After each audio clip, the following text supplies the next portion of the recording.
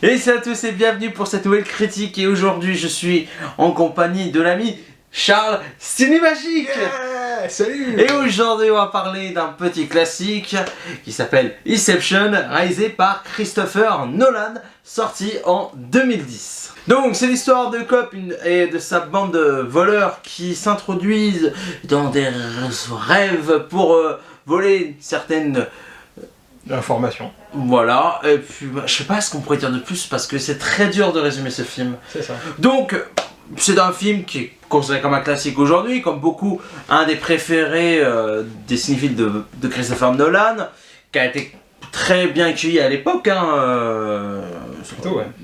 donc il y a déjà 10 ans, qui va ressortir au cinéma, enfin c'est déjà le cas dans les Gonds Pâtés, à l'occasion des 10 ans, vu qu'il y a Tenet qui arrive. Ce que beaucoup considèrent comme Inception 2 alors qu'ils n'ont toujours pas vu le film. Calmos. Donc, que penses-tu déjà de ce film? Bah moi je l'avais vu à l'époque et c'est vrai que c'était un gros film quand même. Ouais, tu dis ça comme si tu ne l'avais pas revu depuis. Bah justement je l'ai pas revu. Je l'ai vu 2 fois au cinéma à l'époque et en fait non j'ai pas revu. Il y a des films comme ça qui ont vraiment de l'impact et je me dis il vaut mieux les laisser tanguer. C'est comme le Avatar de Cameron. Moi je l'ai vu que au cinéma et je l'ai jamais revu en fait.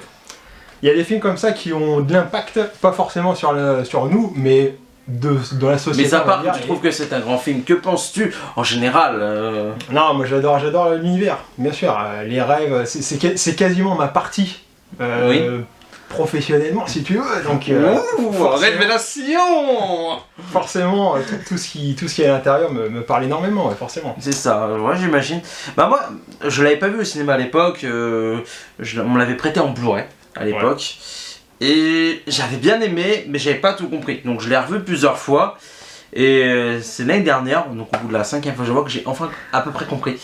Bah, c'est plutôt pas mal. C'est vrai que- Là, mais c'est parce que il y en a qui me disent, mais t'es con quoi? Ben non, parce que certaines personnes ont besoin de voir plusieurs fois. Et pour te dire, en sortant de ça l'année dernière, bon là on l'a revu ensemble aujourd'hui. En sortant de ça l'année dernière, il y en a beaucoup qui. J'entendais des gens qui disaient. J'ai toujours pas compris, alors que Yana l'avait vu plusieurs fois. Et c'est ça que je trouve génial avec ce film, c'est que t'as beau le voir plusieurs fois, il y aura toujours 2 ou 3 questions que tu vas te poser quoi. Et bah, c'est ça qui fait peut-être aussi son succès. C'est qu'à l'époque, je me souviens que c'est la raison pour laquelle d'ailleurs ça m'avait intéressé dans un premier temps, c'est que tout le monde sortait de là en disant on n'a rien compris, on comprend rien. Et du coup, moi, un film qu'on comprend rien, je me dis génial quoi. Voilà, pour y aller. Mais même, c'est même Michael Caine, récemment, il a fait une interview il y a moins d'1 an où il a toujours pas compris la fin. Ah oui, à cause de la fameuse toupie.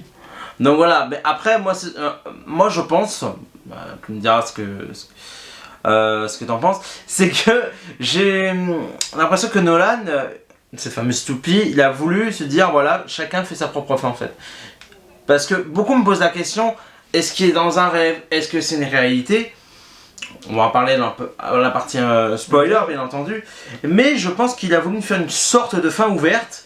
Pour dire bah ça tient, ça toi de faire ta propre fin, et c'est ça que je trouve plutôt bien. Bon, bien sûr, on a eu des critiques en disant ouais c'est de la merde, il sait merde comme certains diraient, Ouais, on citera pas non. Tout ça parce que bah ils ont pas compris le film, et moi je trouve que bah je trouve ça bien qu'il faut revoir un film pour comprendre. Des fois ça peut, il y en a qui vont trouver ça arrogant, il y en a ça agaçant. Mais au contraire, moi je trouve que c'est plutôt intelligent. Après, bon, bah si tu fais toujours la même chose, parce que à part Inception, je pense que la plupart des films qu'il a fait sont compréhensifs. Donc. Sinon, en termes de mise en scène, qu'est-ce que tu penses du. Ah mais attends, c'est vrai que c'est un film qui paraît compliqué parce qu'il aborde des thèmes qui sont compliqués en temps normaux, quoi. On parle pas de ces sujets-là tous les jours. C'est ça. Mais peut-être que justement, et sa faculté, c'est d'avoir réuni toute cette pseudo-complexité sur, en tout cas, ces thématiques qui sont difficiles à aborder en général, et les avoir mixées, moulinées dans ce film. C'est ce qu'il disait l'endimanché du ciné la semaine dernière dans le live de Jules Melon, donc au quoi vous deux. C'est qu'il disait que c'était compliqué et complexe, je crois, un truc comme ça. Je me rappelle plus du deuxième mot, bref, comme quoi. Alors en fait, moi je trouve pas que ça soit vraiment le cas, c'est surtout parce que ça passe très vite. Et ça enchaîne constamment, et ce montage... Mais c'est vrai que le film a un très bon rythme, parce que quand tu regardes, par exemple, je regarde mon téléphone, c'est une demi-heure de film, je fais ah ouais quand même, et puis, je dis pas que c'est long, mais quand tu regardes avec tout ce qu'il y a encore derrière, je trouve que c'est un des films de Nolan les mieux rythmés, personnellement. même si c'est pas mon préféré de Nolan. Mais je trouve qu'il y a un très bon rythme et que tu vois pas le temps passer. À peine ça commence, on t'installe direct dans le truc, quoi. C'est ça. Et d'ailleurs, c'est un truc que je dis rarement, mais avec Nolan, ce que j'aime et ce que j'ai aimé dès le début, avec les Batman, etc., c'est que tu commences le film, tu es tout de suite dedans, il n'y a pas de générique. Souvent, quand on va voir un film. Bah, il met souvent l'écran titre direct et ça commence. Des fois, il n'y a même pas le titre, hein. Ça commence des fois tout de suite. Bah, comme Inception, il n'y avait pas le titre. Exactement, dans Dunkerque, etc. Et c'est Dunkerque qui avait le titre. Bah ouais, c'est à cause de la bande-annonce. Non, mais même, je m'en souviens, quand je l'ai revu. En tout cas, le Batman de Dark Knight, etc., ça commence tout de suite. Hein. Non, mais même quand tu regardes à peine 2 minutes de film, tu te rends déjà dans l'action, quoi. C'est le but. Et c'est pour ça que tu as cette dualité, ce paradoxe, puisqu'on en parle dans Inception, qui est. Paradoxe qui est le côté extrêmement technique de Nolan, d'où cette faculté à dire aux gens que c'est de la branlette intellectuelle. Effectivement, c'est quelqu'un qui réfléchit énormément et. Je pense pas qu'il soit vraiment intellectuel. Je pense qu'il aime tous ces sujets-là. Mais on en parlera plus tard dans une autre vidéo. Là, on fait juste un aparté vite fait. Mais c'est que Nolan, il aime bien s'interroger. Il va souvent voir des scientifiques, des gens de la guerre et tout, pour justement essayer d'être un minimum proche de la réalité. Et c'est ça qui est, je trouve bien avec Nolan, c'est que dans le blockbuster, surtout que 2010, ça a été de 2010 à 2019, niveau blockbuster. C'était pas très ouf, hein, on va pas se mentir. Ouais, et je trouve qu'il pense quand même, aux spectateurs parce que de la manière dont il arrive à caler toutes les informations, en fait, il y a aussi ça que j'aime, c'est la progression des informations qui dissimulent petit à petit dans le film. Et le but, c'est quand même que t'aies une progression comme ça et à la fin, t'arrives à une sorte d'impact. Et mine de rien, je pense que quand on sort de ces films, peut-être qu'on est perturbé, qu'on est dans la réflexion, mais à mon avis, il veut pas qu'on se prenne la tête. Hein. Je pense qu'il veut vraiment qu'on arrive à. Mais c'est ça justement. Son but, c'est l'émotion. Et c'est ça. Et justement, parce que c'est. On m'a souvent sorti, ouais, Nolan, il n'y a pas d'émotion dans ses films. Au contraire. Si, ouais. Et comparé à certains réalisateurs. Je ne citerai pas de nom parce que sinon je reste à me faire violenter, qu'ils offrent un beau spectacle. Contrairement à Nolan, je trouve niveau spectacle, niveau film d'action et tout, c'est pas extraordinaire en termes de mise en scène, mais je trouve qu'il a plus d'impact sur l'émotion, contrairement à d'autres réalisateurs, ils vont faire de l'explosion et en termes de visuel, c'est très bien filmé et tout, contrairement à Nolan, mais il y a moins d'émotion. Mais on peut concéder que, de par toutes ces thématiques qui sont difficiles à aborder, au premier visionnage, effectivement, c'est possible qu'on soit tellement en train de se dire attends, il y avait quoi là, qu'on n'a pas le temps d'être pris dans l'émotion. Mais ouais, donc sinon... C'est possible. C'est pour ça aussi que je pense qu'il y a cet effet anti-Nolan sur beaucoup de sujets, beaucoup de choses. Mais si on ingurgite et qu'on intègre toutes ces thématiques, franchement, après, ça fonctionne. Donc sinon, que penses-tu de la mise en scène du film en termes de mise en scène générale, si tu veux, dans Nolan, il y a quand même le fait que tous ces plans, ça, qui sont très cadrés pour te diriger quand même. Hein. Ils te dirigent ouais, c'est surexpliqué, comme dirait Zoltan, c'est surexpliqué. Ouais, surexpliqué, mais finalement, vu la complexité que quand tu ressors... Encore, sur Reception, c'est moins gênant, mais c'est surtout sur Intercept qui le disait, c'est surexpliqué. Mais parce que dans Inception, on dit qu'on comprend rien. Donc du coup, il est dans le film qu'il fait après, il est obligé de ouais, peut-être. Mais sinon, sur Inception, t'en penses quoi de la mise en scène en général? Non, moi je l'aime bien. D'accord. Pourquoi tu veux entrer dans trop de détails Mais non, parce que c'est important de parler de la mise en scène. Moi, j'en parle souvent dans les critiques. Alors, on va parler vite fait du casting quand même. Très très bon, hein. DiCaprio qui est exceptionnel. Même si c'est pas un meilleur rôle, je trouve qu'il est génial. C'était intéressant d'ailleurs de faire le petit parallèle avec Shutter Island hein, qui était sorti à quelques semaines près. Ouais, c'est ça, la même année en tout cas. C'était marrant qu'il y ait un peu les mêmes thématiques avec Scorsese. C'est ça, et c'est ce que j'ai ressenti tout à l'heure, surtout que le plan final avec les enfants, ça m'a fait direct penser à Shutter Island. Et c'est la première fois que ça m'a fait cet effet, parce que c'est vrai qu'ils sont sortis à quelques semaines près. Je crois que Inception est sorti vers le 17 juillet, un truc comme ça 2010, et début août pour c'était pas avant Shutter Island. À moins que c'était en avril. Ouais, je crois que c'était en avril. Ouais, il me semble que c'était quelques mois plus tôt. Ouais, peut-être. Bon, bref, peu importe, c'était la même année. C'était un peu les mêmes thématiques et un peu le même type de rôle pour DiCaprio, justement. Ouais, après, Shutter Island, c'est plus un fou, quoi. Donc, c'est. Mais ouais, l'idée est intéressante. Donc, ensuite, on a Tom Hardy, que moi, je suis fan. J'adore Tom Hardy. Je suis fanboy de Tom Hardy, sauf dans Venom, bien entendu. Ouais. Hein? Je t'ai même fait la blague. Cotillard que je trouve qui est excellente aussi, qui est très touchante. Beaucoup disent la mort de Dark Knight. Là, ça va. Là, tu vois, j'y ai prêté attention. Là, c'était bien sa mort quand même. Ça va. Oui, bah après voilà, c'est pas la faute à elle si Nolan a gardé la prise ratée. Ouais, ouais. Ouais, il y avait des conditions autour qui faisaient. Oui, que, elle était enceinte et tout. Bon, etc., ouais. etc. Mais perso, voilà, moi jette pas la pierre à Cotillard. Hein, bien, voilà, moi c'est une actrice que j'aime beaucoup, contrairement à beaucoup. Putain, je me suis répété. C'est le thème du film.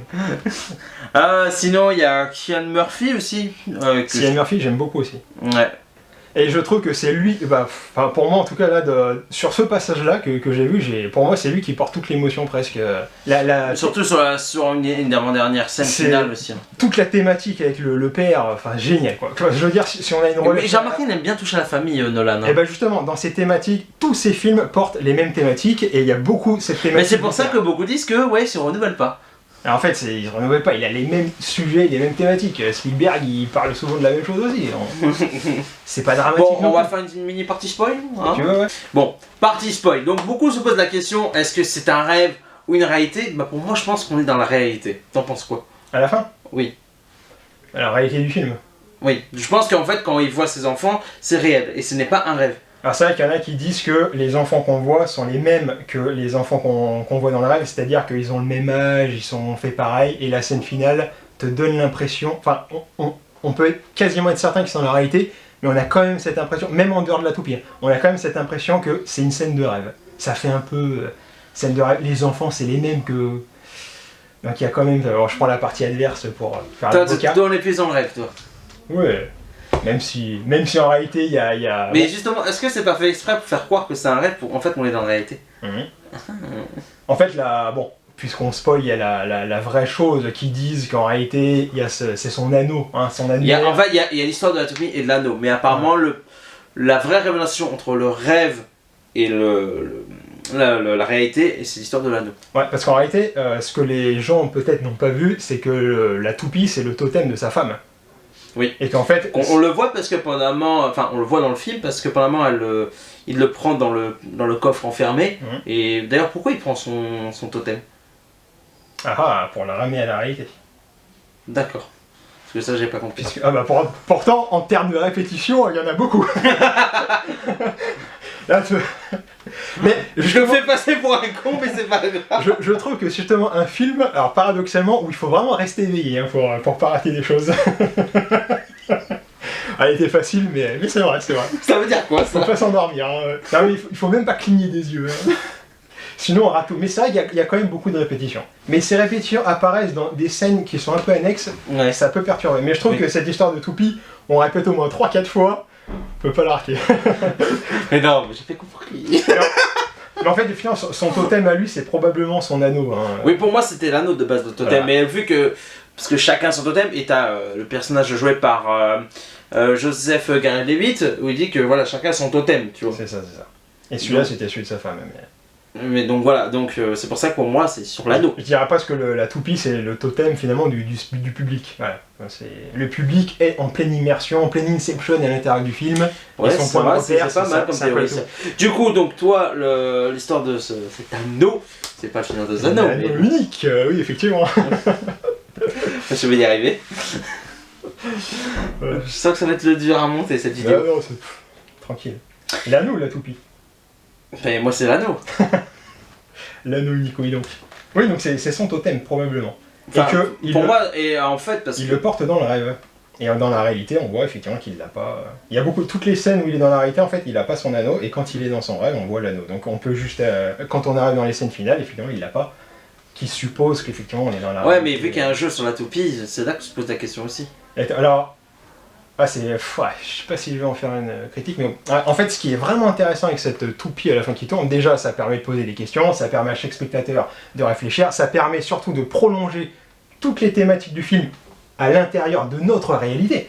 Parce que le génie, quand même, ce qui est vraiment important pour Nolan aussi, on le voit d'ailleurs dans presque tous ses films, c'est quand même de montrer que, en tant que réalisateur, tu crées un film, en fait, tu recrées ta propre réalité. Ouais. Le film en lui-même est la thématique du film.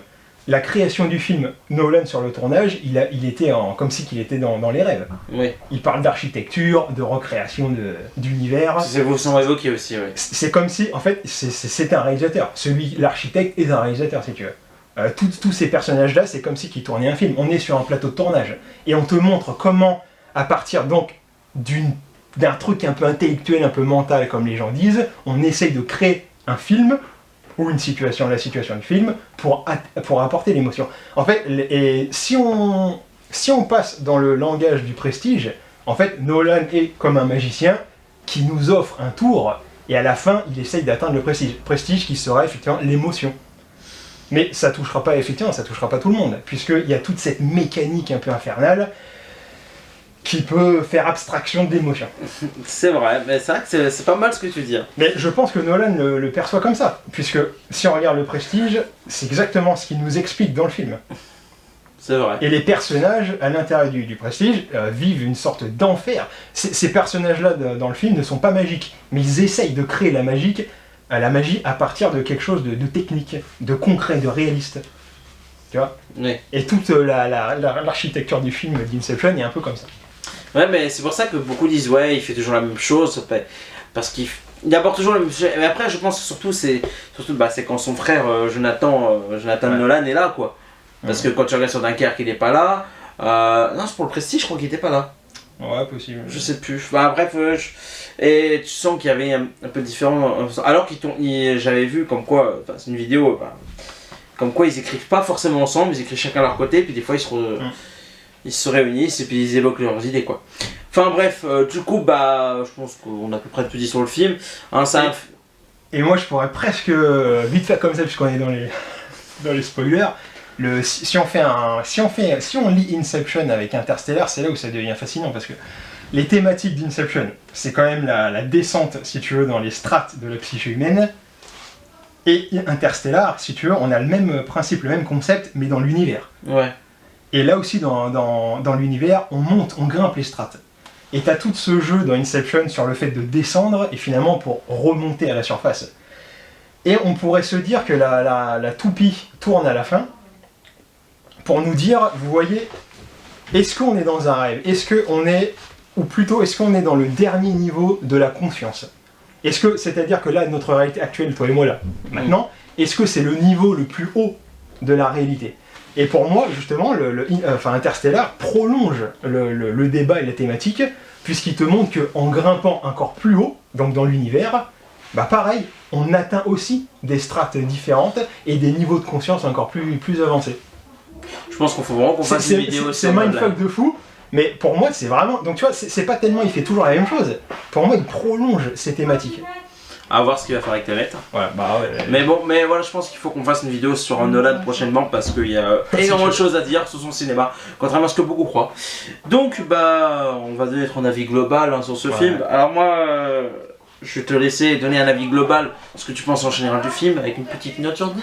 Une note sur 10. Comment tu veux donner une note à ça ? Non, je pense que dans un premier temps, quoi qu'il arrive, c'est forcément un peu dérangeant, comme on t'assène des choses. Je veux dire, si on n'a jamais vu un film de Nolan, je me souviens même à l'époque, il n'y a pas beaucoup de films comme ça qui t'assènent. Je crois que c'est le premier film que j'ai vu de Nolan, moi. Ouais, en plus, donc je veux dire, effectivement. Comme beaucoup, je crois. Je pense que beaucoup ont centré avec Nolan, avec Inception, quoi. Ah, c'est pour ça. Ou alors, ou d'autres avec The Dark Knight, mais... Enfin, moi c'est vrai que c'est Inception et qui m'a tellement bluffé que j'ai commencé à m'intéresser à ce cinéma-là. Ouais, c'est ça. J'ai regardé sa filmo et je crois qu'après le deuxième que j'ai vu, moi c'est Memento. Ah, carrément, ouais. Et je trouve ça fascinant. Aussi, ouais. Après, j'ai vu Insomnia parce que je suis fan de Robbie Williams, donc voilà. Al Pacino, ça le faisait, ouais. Le duo. Même si c'est un des... moins bon de Nolan, Insomnia, moi j'aime beaucoup personne.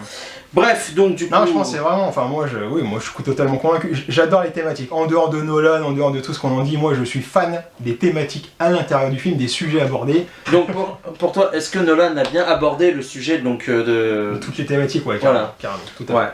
Pour moi, il les a extrêmement bien structurés, hiérarchisés, organisés, c'est précis, c'est net, ouais. Donc voilà, donc si tu pouvais me mettre une note, tu mettrais combien sur 10 ? 8 sur 10 certainement. Ouais, je suis pareil. Moi je trouve que c'est un film qui est très intelligent, qui est bien écrit, qui a une bonne mise en scène. Parfois, dans la scène d'action, c'est un peu pauvre, mais c'est pas le plus important du cinéma de Nolan, c'est ses thématiques que je trouve très intéressantes. Et si vous n'avez pas vu le film, regardez plusieurs fois parce que je pense que c'est pas un film, c'est pas parce que vous ne comprendrez pas dès la première fois. C'est pas ça qui compte. Voilà, il suffit de le voir plusieurs fois et... D'ailleurs, si vous voulez comprendre le film, c'est très simple. Il y a Matt Stone et Trey Parker qui l'ont résumé en 20 minutes dans South Park, un épisode Inception voyez. Voilà, je sais plus dans Ah, quelle je saison. l'ai vu récemment en plus. Oui. Peut-être dans la saison 9, quelque chose comme ça. Non, non, c'est plus tard que ça. Plus tard Bah, que en ça. tout cas, regardez cet épisode-là, tout est résumé, c'est hilarant et tout Je l'ai est revu, dit. je l'ai revu il y a pas longtemps. Ouais. Avec le tacos à l'intérieur d'un tacos, à l'intérieur d'un centre commercial, enfin, c'est génial. Mais c'est dans les épisodes récents, ça. Non, non, non, c'est un vieux. Bon, peut-être. Ouais. Bon, bref. Voilà, donc merci d'avoir regardé cette petite vidéo. J'espère que ça vous a plu. Donc, je remercie Cinémagique une fois de plus. Un grand plaisir, c'est le retour au cinéma après le confinement pour moi. Donc, Ouais, bah, moi, c'est mon. Je sais pas combien de films, mais bon, c'est pas grave. beaucoup.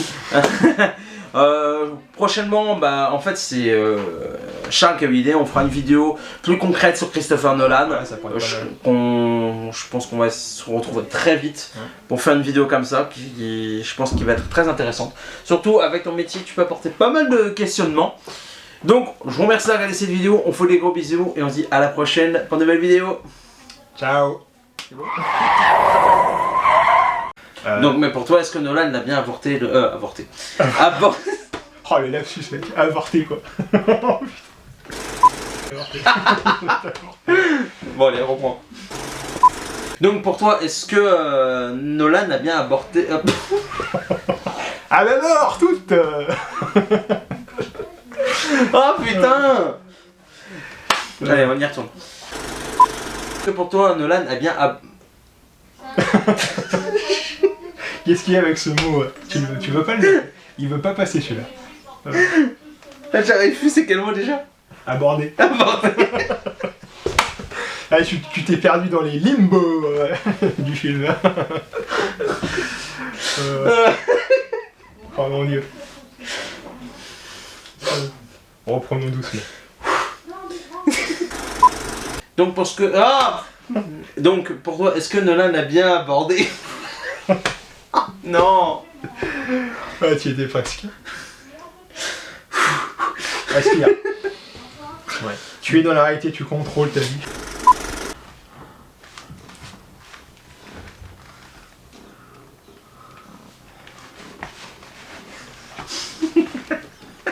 Ah, c'est notre totem. Bah, c'est pas Captain Marvel non plus. Hein. Ah oui, oh, pas mal, pas mal. Je sais plus comment s'appelle la créature. Putain, il t'aime beaucoup, hein. Bah, peut-être que je sens le chat, je sais pas. Avec Cinémagique et Django. Oh mon dieu. Bon allez, on va y aller. Tu penses?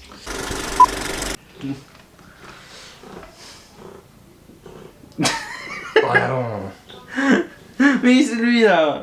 Bah. Allez. Il y a peut-être un peu trop de lumière, non?